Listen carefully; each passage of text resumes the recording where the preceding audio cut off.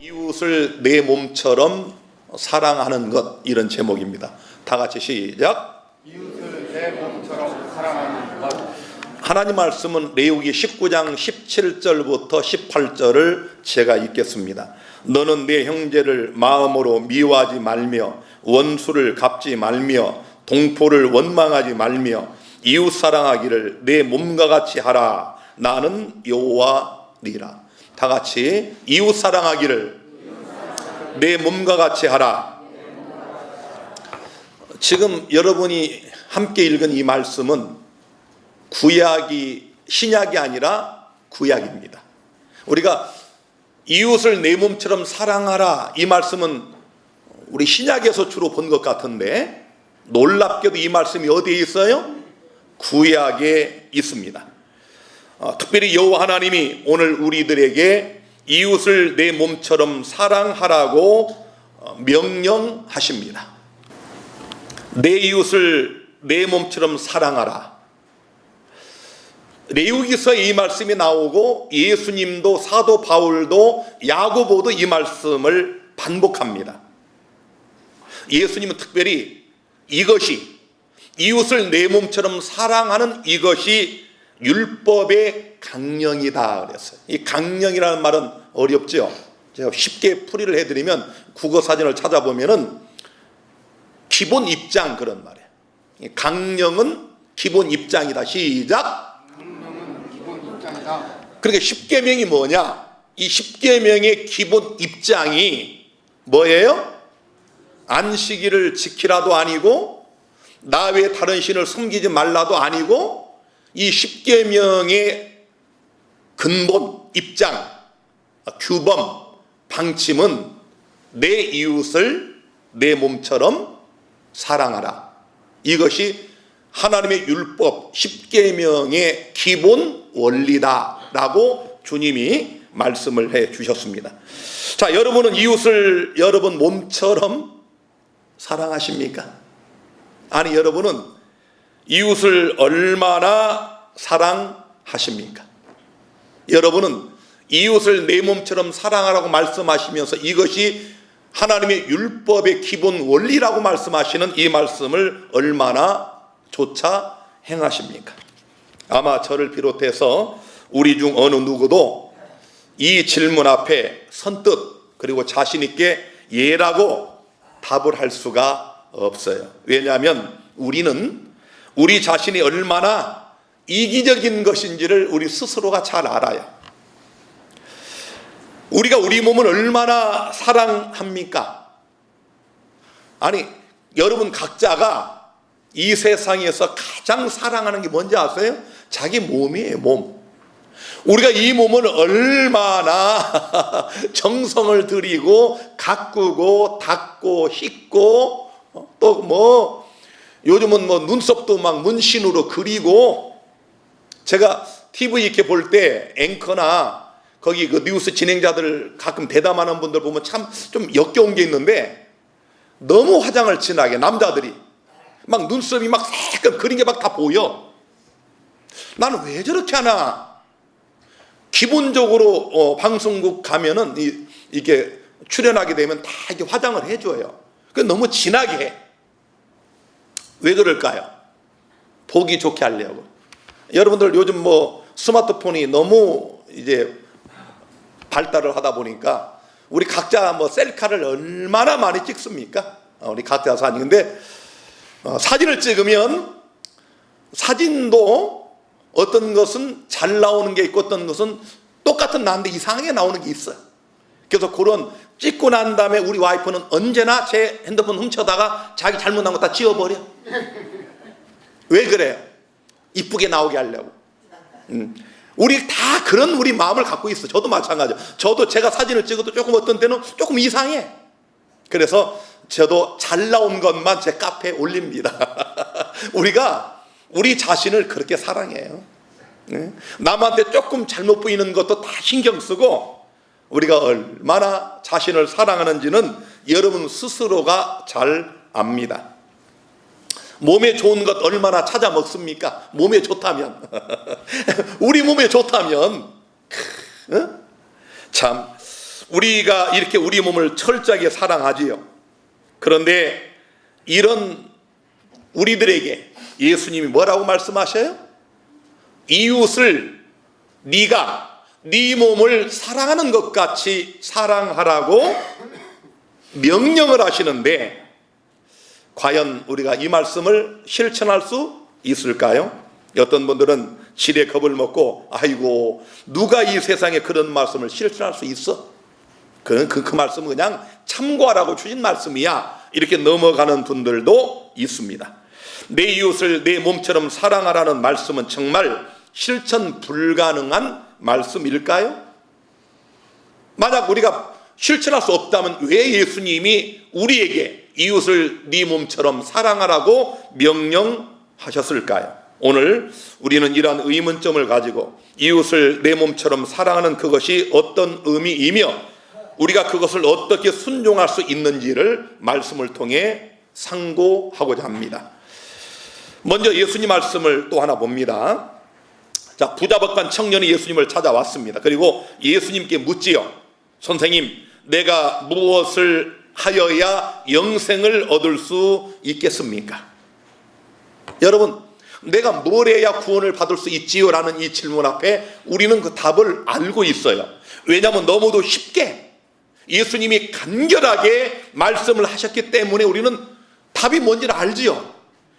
특별히 여기 부자법관 청년처럼 같은 부자인 여리고의 세무서장 삭개오가 예수님이 그 자기 동네에 오니까 우리가 잘 아는 것처럼 예수님이 보고 싶어가지고, 이 사람은 키가 작아요. 뽕나무 위로 올라갔어요.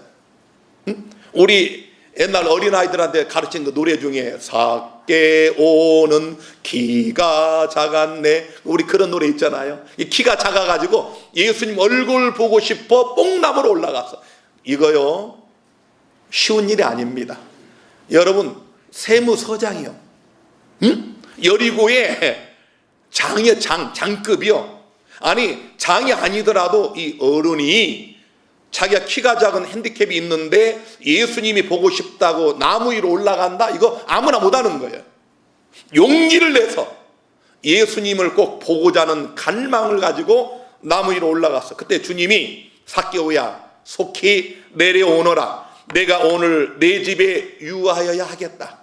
그러면서 이런 말씀하십니다. 예수께서 이르시되 오늘 구원이 이 집에 이르렀으니 이 사람도 아브라함의 자손임이로다. 인자에 온 것은 잃어버린 자를 찾아 구원하려 함이니라. 삭개오에게 예수님은 구원을 엄청나게 쉽게 선언하셨습니다. 어디 이뿐입니까? 우리가 잘 아는 것처럼 필리포 감옥에 갇힌 사도 바울과 실라에게 간수가, 그때 막 지진이 일어났잖아요. 그래서 이 죄수들이 다 도망간 줄 알고 너무 놀라가지고 이 간수가 선생들아 내가 어떻게 하여야 구원을 얻으리까라고 물었을 때 바울이 뭐라고 대답을 합니까? 사도행전 16장 31절 다 같이 시작. 주 예수를 믿으라, 그리하면 너와 내 집이 구원을 얻으리라. 이 얼마나 쉽고 간단 명료합니까? 아니 여러분, 삭개오에게는 그냥 당장 내 집에 구원이 이르렀다.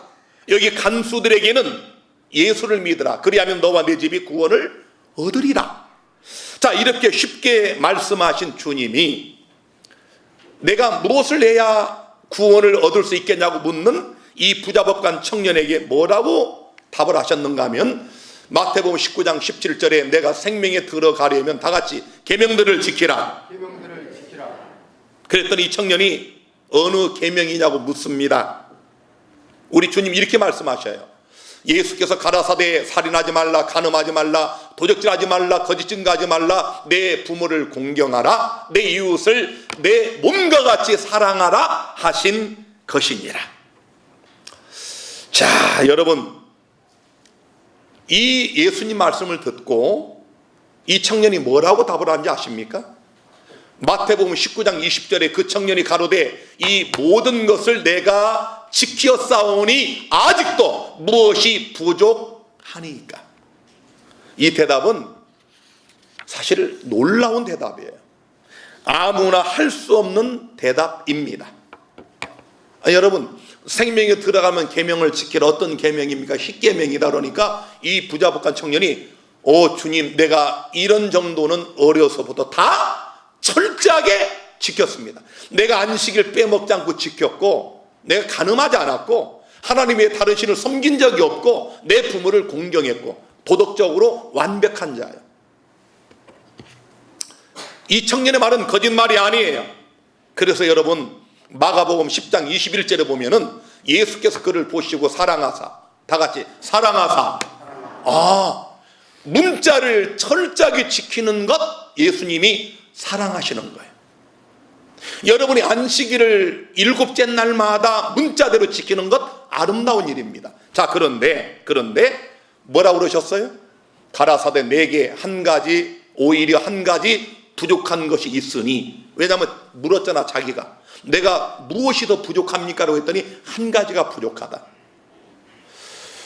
가서 내 있는 것을 다 팔아 가난한 자들을 주라. 그리하면 하늘에서 보화가 내게 있으리라. 그리고 와서 나를 좇으라. 우리는 여기서 의문이 생깁니다. 앞서 잠깐 언급했지만 왜 예수님이 같은 부자인 삭개오에게는 너무도 쉽게 선언한 구원을 같은 부자인 법관에게는 이렇게 어렵게 말씀을 하셨을까요? 이때 이런 어려운 말씀을 듣던 이 부자복한 청년 이야기가 이렇게 결말을 맞습니다. 마가복음 10장 22절에 그 사람은 다 같이 재물이 많은 거로 이 말씀을 인하여 슬픈 기색을 띠고 근심하며 가니라. 비극적인 결말입니다. 그 청년이 그토록 자신은 자신 있게 어려서부터 철저하게 잘 지켰다라고 스스로 자부한 그 말씀을 그는 지키지 못했다는 것을 여기서 드러내는 것입니다. 부자복가는 계명의 문자는 또박또박 잘 지켰지만 그 문자가 가리키고 있는 근원적인 정신인 사랑을 삶 속에서 실천하는 데 철저하게 실패한 본보기였습니다. 여러분, 예수님과 바리새인들 혹은 유대인들과 자주 쟁론한 문제가 무엇인지 아십니까? 율법의 문자와 정신의 문제였어요. 아시겠습니까? 자, 여기 마태복음 23장 3절 보시면 그러므로 무엇이든지 저희의 말하는 바는 다 같이 행하고 지키되. 이 바리새인이나 유대인들이 말하는 것 행하고 지키라 이 말이에요. 다 옳다 그 말이에요. 그들이 말하는 7째 날 안식일 맞다 그 말이에요. 그러나 저희의 뭐는 본받지 말라? 행위는 본받지 말라. 그 다음 중요합니다. 저희는 뭐만 하고 말만 하고 행치 아니하며. 말만 하고 행하지 않는 믿음, 요게 껍데기 믿음이에요.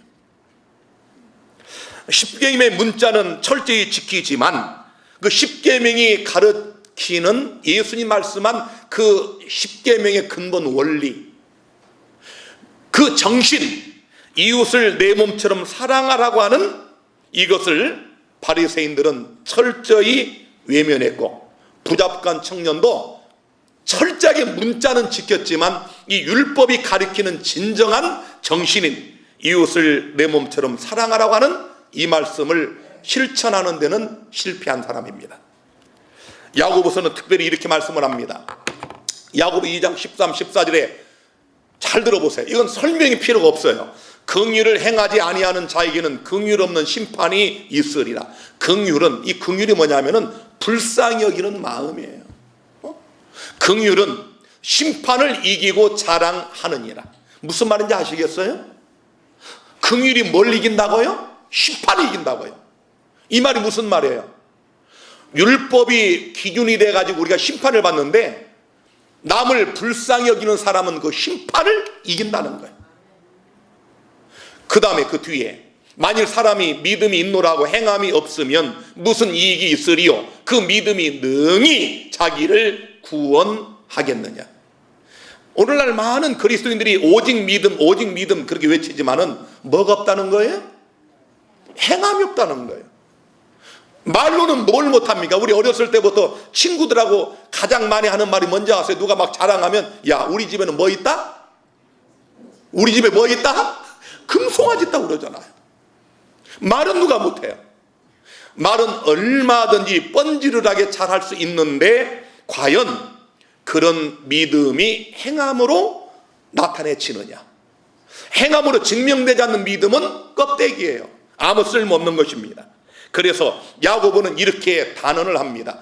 야고보 2장 17 다 같이 한번 읽겠습니다. 이와 같이 시작. 이와 같이 행함이 없는 믿음은 그 자체가 죽은 것이라. 뭐가 없으면? 여러분, 행함이 없는 믿음은 그 자체가 뭐였다? 죽었어요. 혹 여러분은 이런 믿음을 갖고 계시지 않습니까? 안식일을 지키고 하나님의 다른 신을 섬기지 않고 우상에게 절하지 않고 하나님 이름을 망령되 일컫지 않고 간음하지 않고 살인하지 않고 도적질하지 않고 거짓말하지 않고 이웃의 물건을 탐내지 않을지라도 여러분, 문자는 정확히 지키지만 그 문자가 가리키는 정신, 긍휼히 여기는 마음, 불쌍히 여기는 마음, 이웃을 정말 사랑하는 마음이 여러분에게 없다면 여러분도 부자, 법관, 청년과 다를 바가 없습니다. 그래서 사도 요한은 요한일서 3장 14절부터 이렇게 설명을 합니다. 자, 이 말씀은 설명이 필요하지 않아요. 여러분이 그냥 읽으면 들으면 다 아는 말씀이에요. 우리가 형제를 사랑함으로 사망에서 옮겨 생명으로 들어간 줄을 알거니와 사랑치 아니하는 자는 뭐에 거하느니라? 사망에 거하느니라. 설명 필요 없죠. 그 다음, 그 형제를 뭐하는 자마다?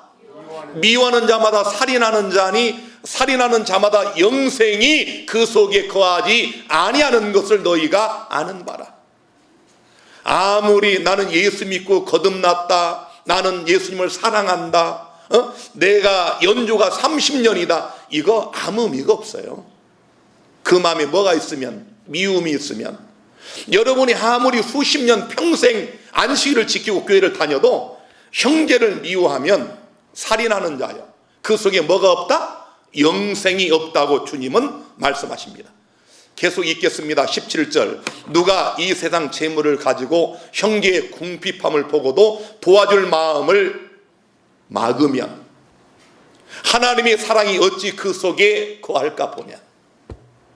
여러분, 심각한 얘기 아닙니까? 오늘날 우리 대한민국의 1천만에 가깝다가는 그리스도인들에게 주는 하나님의 두려운 경고의 메시지입니다. 누가 이 세상의 재물을 가지고 형제의 궁핍함을 보고도 도와줄 마음이 없으면 하나님의 사랑이 그 속에 있겠느냐, 그런 말이에요. 자녀들아, 우리가 말과 혀로만 사랑하지 말고 오직 행함과 진실함으로 하자. 할렐루야. 아멘. 무슨 설명이 필요합니까? 구구절절히 우리의 폐부를 찌르는 말씀이 아닙니까? 예수님을 믿고 구원을 받았다고 공언하면서도 형제를 미워하고 증오심을 품고 있으면 그 사람은 사망에 관한 것이고 영생이 그 속에 있지 않다고 말씀하고 있습니다. 우리가 재물을 가지고 있는데, 나는 편리하게 가족들과 잘 살고 있는데 우리 주변에 나보다 못한 정말 궁핍하고 헐벗고 어려운 이웃을 보면서도 도와주지 않으면 그 속에 사랑이 없다, 그 속에 생명이 없다, 그 속에 영생이 없다고 주님은 우리에게 말씀을 합니다.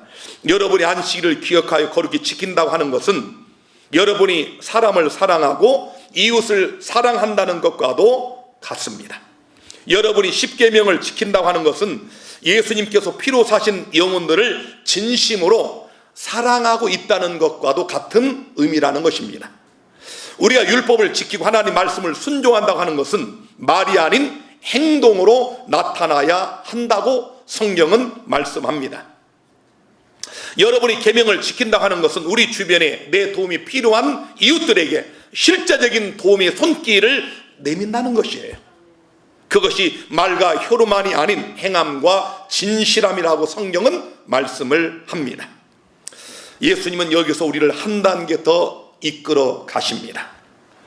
마태복음 25장에서 예수님은 재림맞을 자들을 비유로 말씀하시며 세 가지 비유를 드셨는데 특별히 마지막 양과 염소의 비유 아주 중요합니다. 우리 좀 보시겠습니다. 자, 누가 정말 구원받을 자인가? 우리 예수님이 직접 결론을 내린 말씀이, 이건 비유도 아니에요. 실제로 문자로 말씀하십니다. 마태복음 25장 35절부터 내가 줄일 때 너희가 먹을 걸 주었고 목마를 때 마시게 하였고 나그네 되었을 때 영접하였고 벗었을 때 옷을 입혔고 병들었을 때 돌아보았고 옥에 갇혔을 때 와서 보았느니라. 마음에 찔리지 않습니까? 우리 주님 말씀하기를 내가 줄일 때 그랬어요.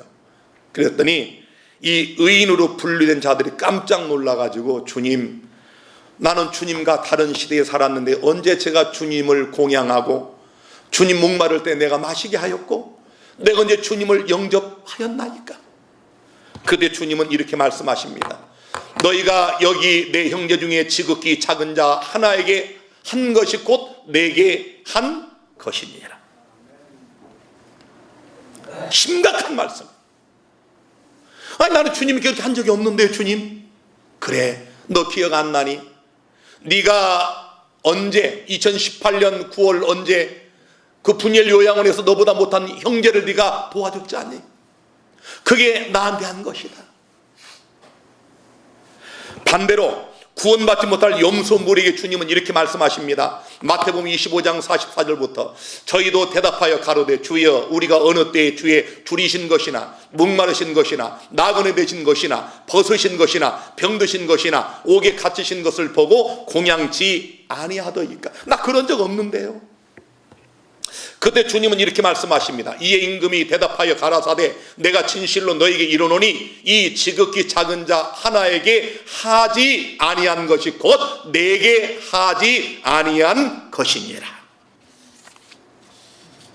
이 비유의 결론은 이것입니다. 마태복음 25장 46절에 저희는 영벌에 의인들은 영생에 들어가리라. 지극히 작은 자 하나에게 하고 안 한 것이 영벌과 영생을 결정했습니다. 오늘 이 말씀을 듣는 여러분은 어떻습니까? 여러분 안식일 잘 지키시죠? 나는 간음하지 않았어. 나는 살인한 적이 없어. 나는 도적질한 적이 없어. 나는 평생 하나님의 다른 신을 섬긴 적이 없어. 여러분 자신 있게 말할 수 있겠지요. 부잡거한 청년처럼 어려서부터 나는 침례받은 때로부터 그걸 다 지켰습니다. 목사님, 예수님. 그때 주님이 오늘 여러분에게 묻습니다. 네가 네 주변의 지극히 작은 자에게 무엇을 입혔고 무엇을 마시게 하였고 무엇을 주었느냐? 예수님께서 특별히 여기 강조한 지극히 작은 자들이 누구입니까? 여기 지극히 작은 자들은 사람들이 안 보는 사람들이에요. 사람들이 무시하는 사람들이에요. 사람들이 그냥 지나치는 사람들이에요. 도와줄 가치도 없다고 생각하는 부류들입니다. 사람 같지 않은 사람이라고 판단하는 사람이에요. 아이고 더러워. 아이고 난 저런 인간하고 못 살아. 다 지나치는 사람이에요. 우리 예수님의 선한 사마리안 비유에도 나오잖아요. 강도 만나서 피를 철철 흘리며 누워서 죽어갑니다. 제사장이 지나가면서 어이구 오늘 잘못 봤다. 레위인이 지나가 아이고 내 못 볼 걸 봤네. 하필이면 왜 저런 게 나한테 눈에 보일까? 제사장과 레위인들이 누구입니까? 율법을 철저하게 문자로 지킨 사람들입니다. 그러나 사마리아인이, 이방인이 그를 보고 상처를 싸매주고 있던 모든 그 귀한 것들을 다 기름을 붓고 해서 그를 상처를 여러 번 치료해주고 그것도 모자라 그를 데리고 인근 주막에 가서 맡기고 부비를 다 내고 주인에게 말하기를 내가 저 멀리 갔다 올 때까지 돈이 더 들면 말하십시오. 내가 그 돈까지 다 내겠습니다. 이것이 주님께서 우리에게 보여준 모본적인 진정한 십계명의 문자와 정신을 지키는 진정한 성도의 모습입니다. 오늘 여러분은 우리 주변에 우리보다 못한 이웃들, 가난하고 병들고 신음하고 또 사람들이 죄인하고 손가락질하고 아이고 저런 놈은 상종할 가치가 없어, 이런 사람을 여러분은 얼마나 예수님 마음으로 불쌍히 여는 마음으로 다가가 본 적이 있습니까? 여러분의 무엇을 그들에게 나눠준 적이 있습니까? 우리 예수님은 오늘 우리에게 말씀하십니다. 이 땅에 옥에 갇힌 죄수들, 헐벗은 거지들, 병들어 소망을 잃은 자들, 죄로 인하여 좌절과 낙담 속에 빠져 죽고 싶어하는 자들, 이런 자들을 지극히 작은 자들이라고 명명하시고 이런 자들에게 베푸는 모든 것들을 주님은 내게 했다고 말씀하십니다. 어떤 분은 아이고 나는 내 몸 하나 돌보기도 힘든데 무슨 남까지, 이렇게 생각하는 분들도 있어요. 아이고 우리가 어떻게 저런 말씀을 다 순종할 수 있나 라고 지레 겁을 먹을 수도 있습니다. 그러나 여러분 기억합시다. 우리는 우리 각자에게 주어진 환경에서 각자에게 주신 달란트대로 최선을 다해서 순종하면 그 나머지는 주님이 온전케 주신다는 평범한 진리를 잊지 마시기를 바랍니다. 우리 각자에게 주어진 환경, 내가 할 수 있는 그 최선의 것, 우리 많잖아요. 오늘 돌아가셔 여러분 장롱을 열어보세요. 여러분이 2년 3년 돼도 입지 않는 옷들 많아. 새 것들이야. 그럼 뭐 하려고 놓으세요 거기다가. 제가요 우리 정신 환자들 많이 제가 데리고 있지만은 정신 환자들의 공통점이 뭔지 아십니까? 이기적이, 자기밖에 몰라요. 여기 우리 정신질환 앓는 형제들이 방을 가보면요 가관입니다. 박스가요 한 10대까지 어디서 그 박스를 주워다가 거기 옷들 보면 꽉꽉 싸놨어. 그게 병이에요. 자기만 아는 거, 베풀 줄 몰라. 여러분 우리 정상인이라고 생각하는 여러분들도 자기만 하고 내 가족만 하는 사람은 부자복관 청년과 무엇이 달라요? 제사장과 레위인과 뭐가 다릅니까? 예수님이 오늘 그걸 우리에게 말씀하시는 거예요. 나는 할 수 없다고요? 할 수 있어요. 내가 엊그제 우리 여기 요양원에 오신 우리 두 형제 중에 우리 이경성 형제가 장애인입니다. 말을 못해요. 듣긴 하는 말을 못해요. 정신지체가 심한 분이에요. 이런 분이 그 한 목사라는 사람에게 붙잡혀 20여 년 동안 정말 지난 겨울에 다리 발가락이 동상 걸려 잘려질 정도로 다 절단돼 버렸어요. 그렇게 방치해 버린 거예요. 이런 형제가 여기 왔는데 제가 참 감사한 건 우리 홍성택 집사가 얼마나 우리 형제를 사랑하는지, 오자마자 아침마다 씻기고 면도해주고 입히고. 제가 엊그제 우리 홍 형제의 그 모습 보고 내려오는데 계단 내리자 눈물이 나와요. 왜냐하면 우리 홍 형제가 누굽니까?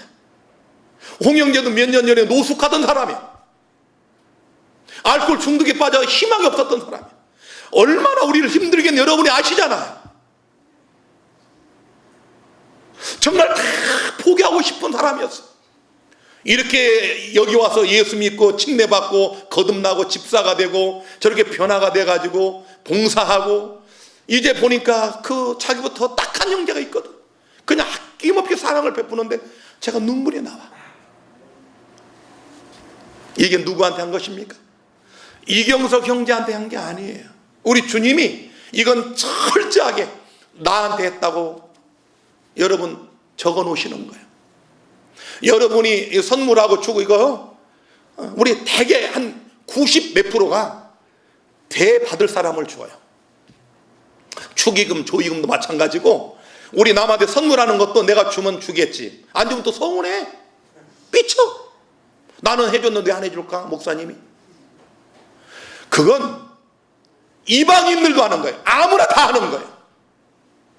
여러분이 줬는데 되돌려 받을 수 없는 그 사람이 하는 그것은 주님이 주님의 계정에 적어놓는 거예요. 이건 나한테 했다. 심각한 문제예요. 우리가 너무도 문자적으로 우리도 부자복관 청년처럼 그렇게 살아왔어.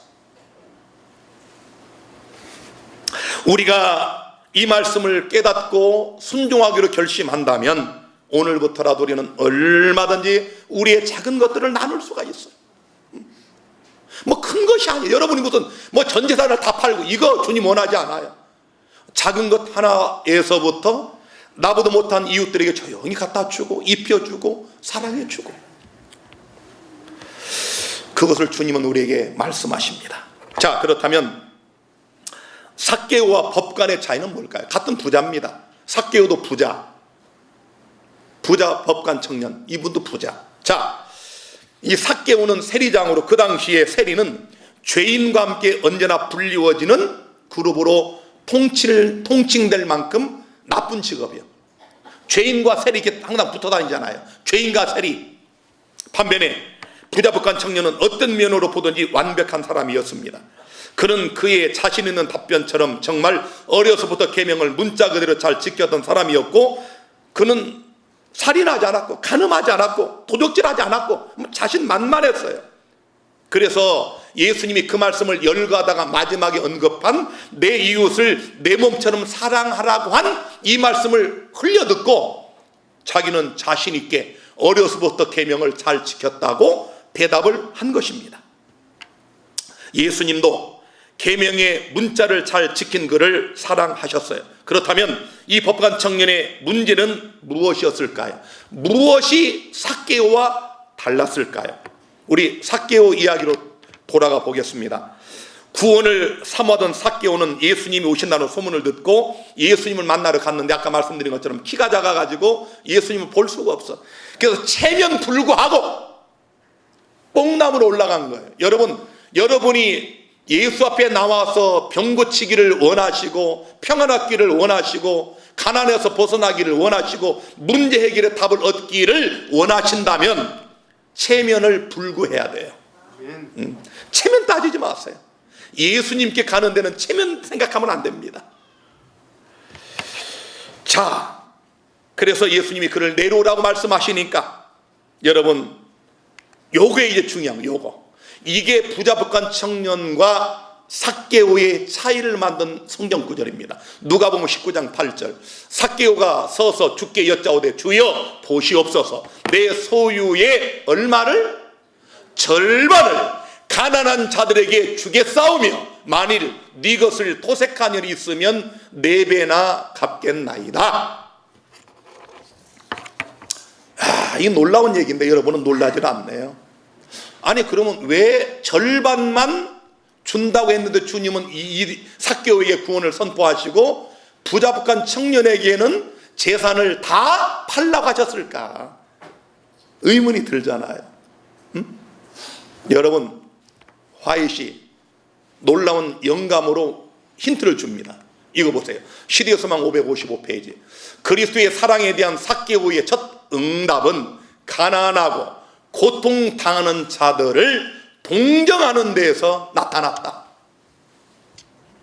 여러분, 경건의 연습은 가난한 자들을 돕고 나누고 하는 이것은 경건의 연습인데, 연습을 하다 보면 그게 늘어요.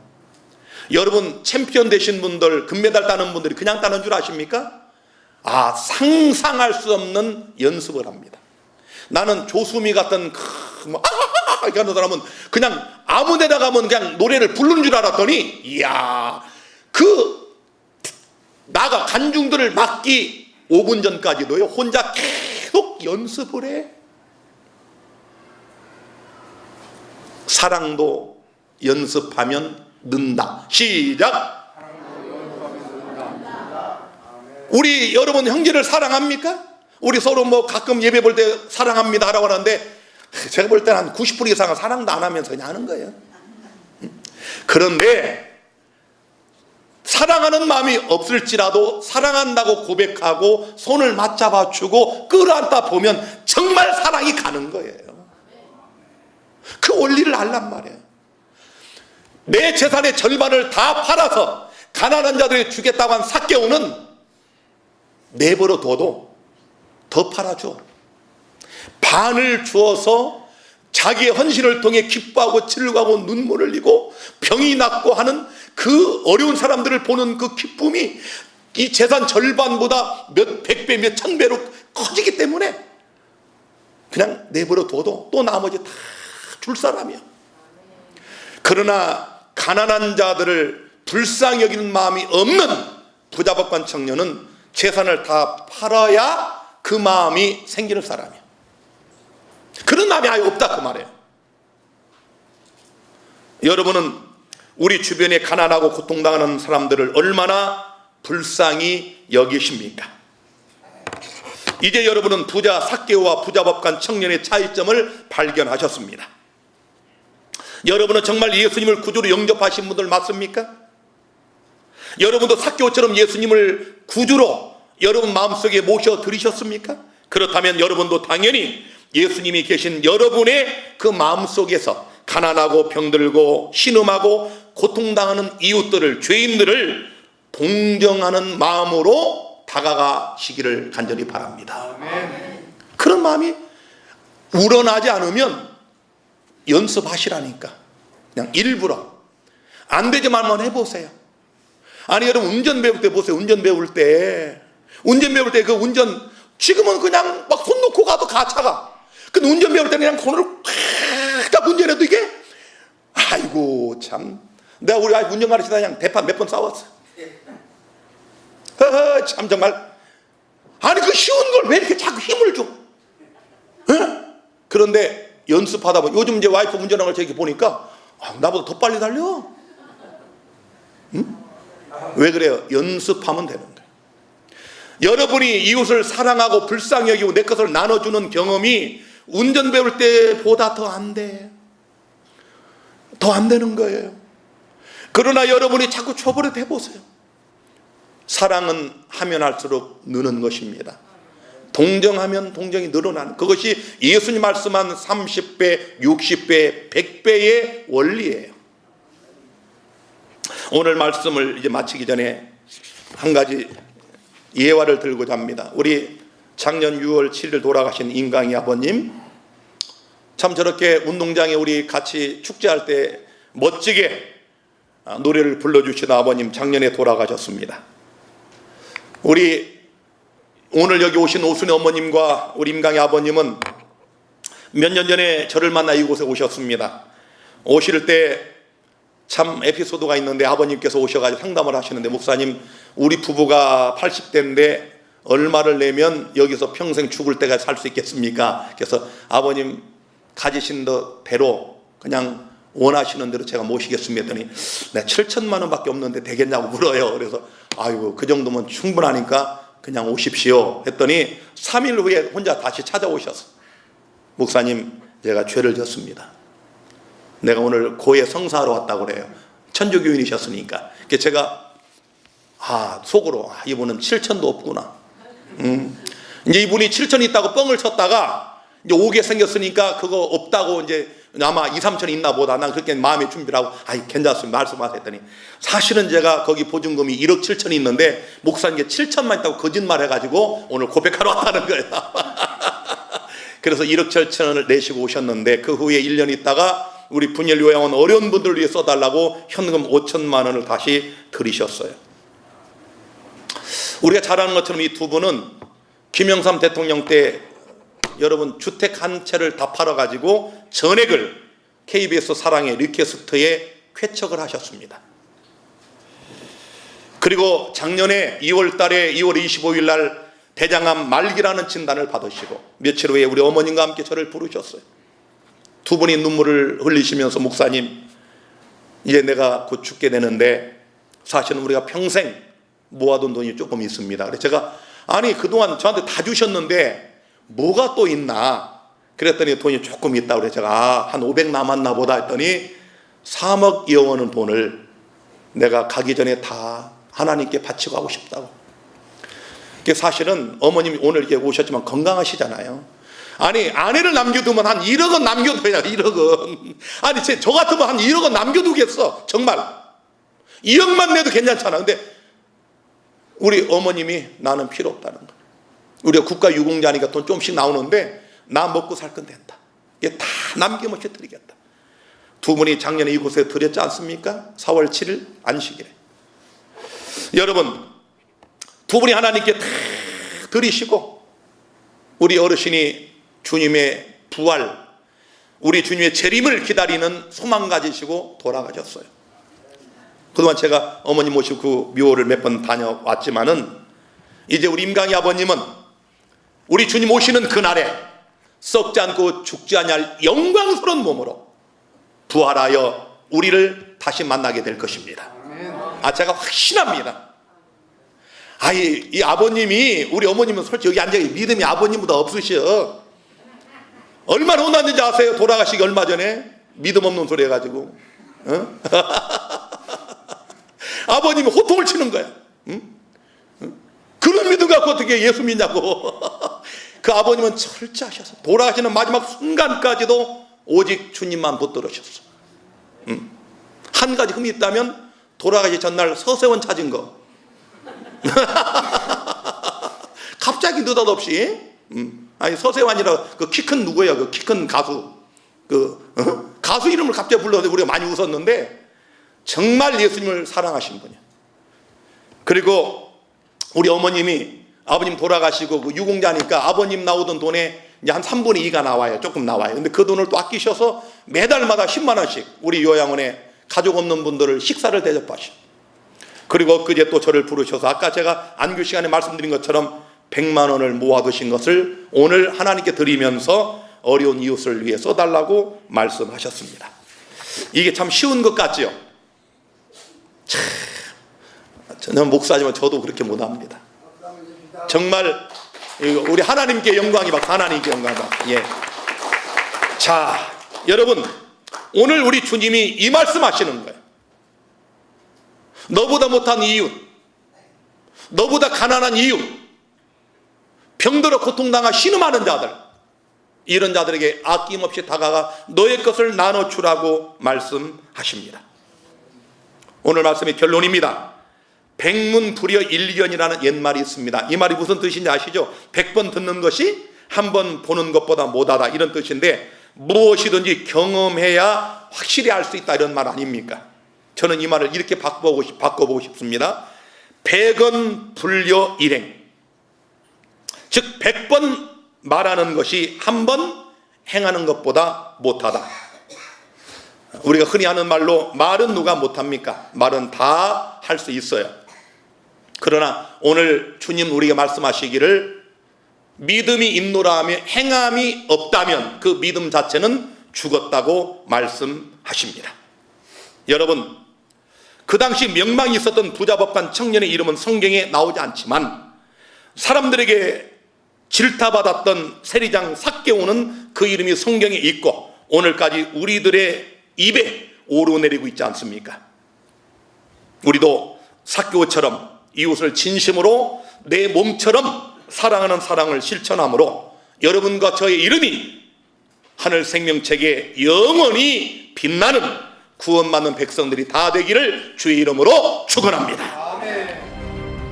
이 땅에 공부하는 학생들에게는 교과서가 있습니다. 하나님의 백성들에게는 성경이 구원의 교과서입니다. 그런데 이 땅에 교회는 많지만 하나님의 말씀을 바르게 전하는 교회는 너무도 적습니다. 많은 성도들이 성경을 손에 들고 다니지만 그들이 성경을 잘 모릅니다. 그래서 이 땅에 많은 교회의 이설과 오류들이 편만한 것입니다. 여러분, 진리를 바르게 깨닫기를 원하십니까? 성경을 더 깊이 연구하기를 원하십니까? 살아계신 하나님을 만나기를 원하십니까? 여기 안성 명광교회가 있습니다. 명광교회는 21세기에 진리를 갈급하는 여러분에게 1년 365일 언제나 열려져 있습니다. 여러분을 진심으로 환영합니다.